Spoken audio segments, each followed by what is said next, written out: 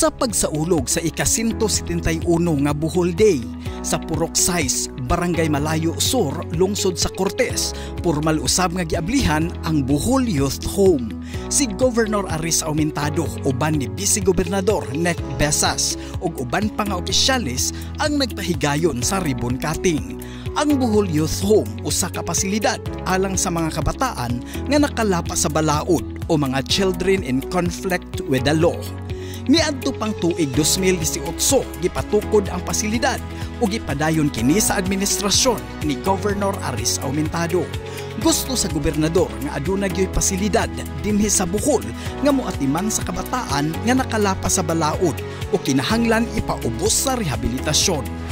Hello mga kaigsunan kong Bulanon, aniata karon sa Barangay Malayo Sur, Cortes.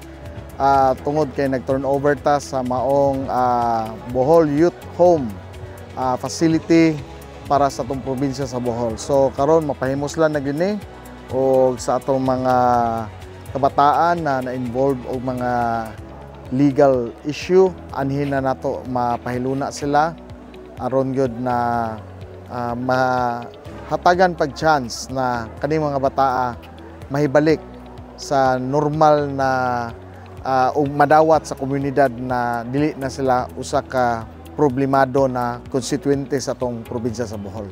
Sa Bohol Youth Home, hatagan sila og psychological support, skills training, values education aron sila makabalik sa normal nga pagpuyo uban sa ilang pamilya sa tukmang panahon. Daghan ang nalipay sa maong programa ug proyekto nga gihimo sa kagamhanan sa probinsya sa Bohol, timaan sa usa ka gobyerno nga nagpakabana ug nagpangga sa kabataan. Basta Aumentado, way daghang istorya sa serbisyo, aksyon.